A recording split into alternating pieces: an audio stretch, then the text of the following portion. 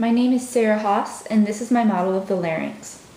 Our book describes the larynx as a musculocartilaginous structure located at the superior end of the trachea. Here's my model of the larynx.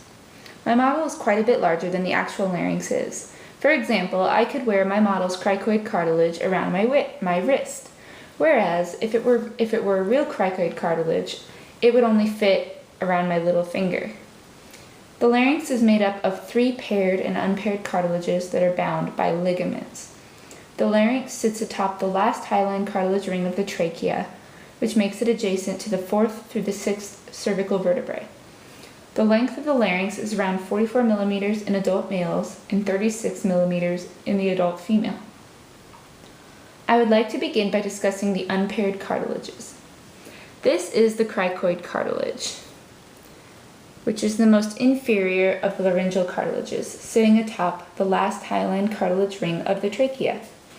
A unique feature of the cricoid cartilage is that it makes a complete ring around the trachea. Here you will see the cricothyroid ligament. The thyroid cartilage, located here, is the largest of the laryngeal cartilages. This part of the cartilage is referred to as the lamina. So here and here.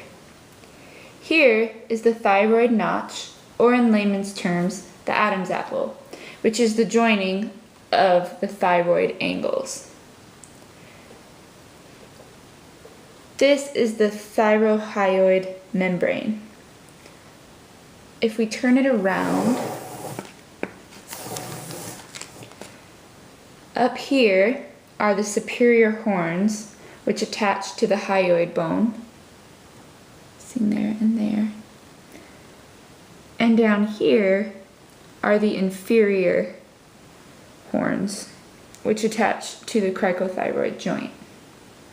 The epiglottis is the last of the unpaired laryngeal cartilages and is located up here. Because my model is not freestanding, you cannot see this, but the epiglottis is attached to the thyroid cartilage just below the thyroid notch. The sides articulate with the arytenoids cartilages via the ariepiglottic folds, which are made up of a membranous lining and connective tissue. It spreads upward behind the hyoid bone and the tongue. So it would be here. If you swallowed, it covers the trachea. So it would come forward and cover the trachea to prevent aspiration of food or saliva. Now I would like to discuss the 3 paired cartilages. I turn my model around.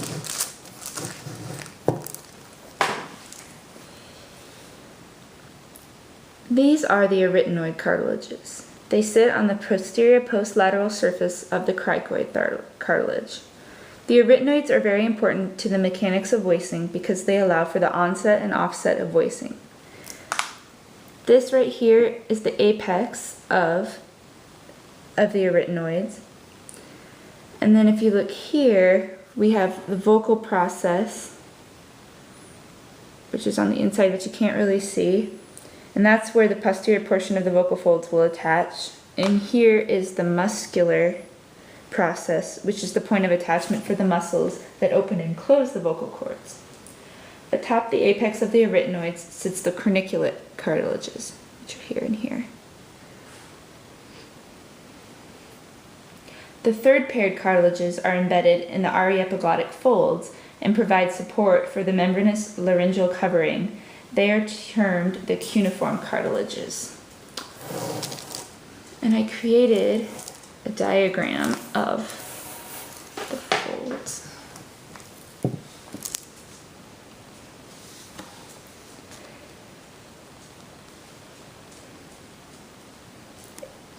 If we were to look down at the trachea, we would see the vocal folds. This right here is the root of the tongue, and this would be the epiglottis, the edge of the epiglottis, which would then cover over the top of the vocal folds.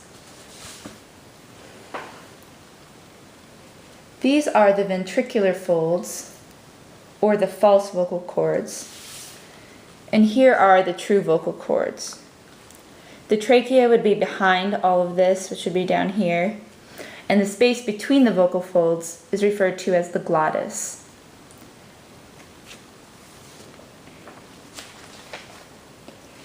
Here are the cuneiform tubercles, and the piriform sinus would be below this. I'd like to go back to my model of the larynx to point out that this is the hyoid bone. It is from the hyoid bone that the larynx is suspended.